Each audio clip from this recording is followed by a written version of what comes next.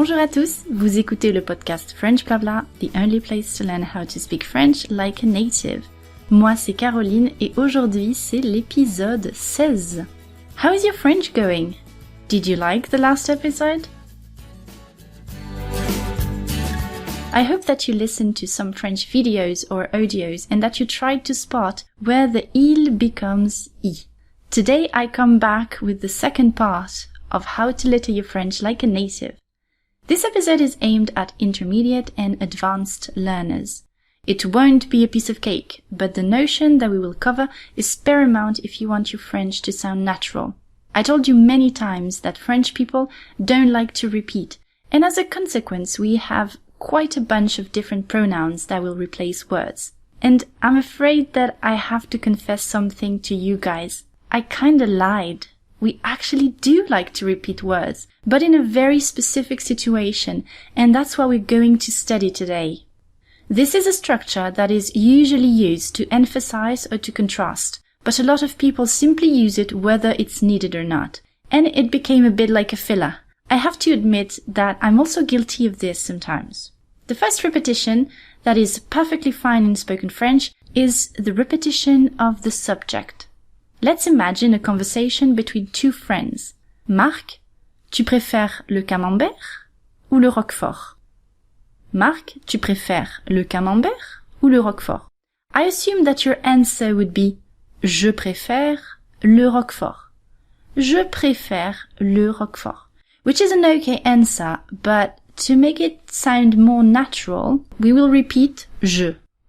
Obviously, we're not going to say je. No, that would be weird. We will double je using the tonic pronoun moi. We will get moi, je préfère le roquefort. Moi, je préfère le roquefort.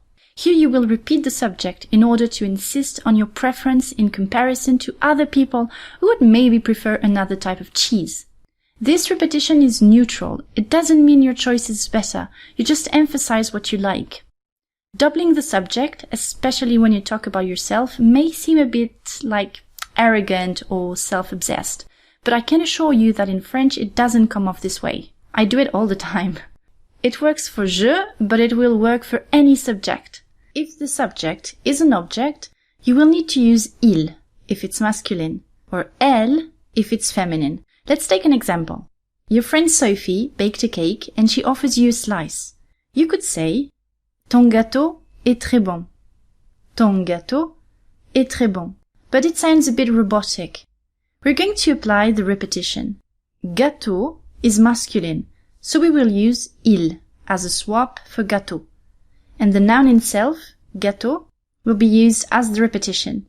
We will get ton gâteau, il est très bon. Ton gâteau, il est très bon. Or, il est très bon ton gâteau. Il est très bon ton gâteau. See, to add to the confusion, you can place the repetition either at the beginning or at the end. Another example for you. I have a lot of students that tell me very often, ma femme et moi sommes allés en vacances. Ma femme et moi sommes allés en vacances. Ma femme et moi means we, so they use nous. First mistake. I encourage you to listen to episode 15 for a more natural nous. Here is the perfect example where French people always double the subject. Ma femme et moi becomes on. So we will end up with ma femme et moi, on est allés en week-end. Ma femme et moi, on est allés en week-end. Another last example and we will move on. Your friend is telling you about his recent trip to Italy and you remember that some other friends went there too. So you say, mes amis, Marc et Sophie, ils sont allés en Italie aussi. Mes amis, Marc et Sophie, ils sont allés en Italie aussi.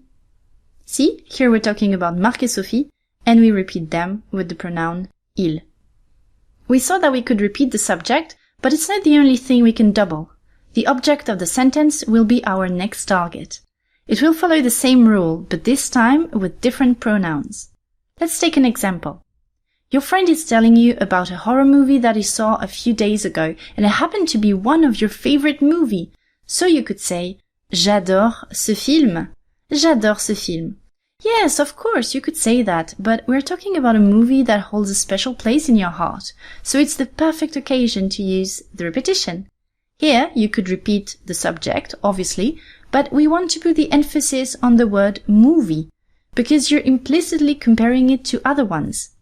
Ce film is masculine and is a direct object of the verb, so we will use le. I highly suggest you to have a look at your grammar lessons or with your teacher if you're unsure about the use of le, la, les with direct objects. We will end up with Je l'adore, ce film. Je l'adore, ce film. Or, ce film, je l'adore. Ce film, je l'adore. Another example for you. We're back with Sophie and her cake, and she asked you if you tried it already. You could say, oui, j'ai goûté le gâteau. Oui, j'ai goûté le gâteau. But it will be better to repeat le gâteau to emphasize the fact that you did try it. Le gâteau is masculine and the direct object, so we will use le, and we will get oui, je l'ai goûté, le gâteau. Oui, je l'ai goûté, le gâteau. This repetition can be applied to the indirect object, to localization, pretty much everything that has an official pronoun when we don't want to repeat something. But for today, we will just focus on the subject and the object as they are the most often used.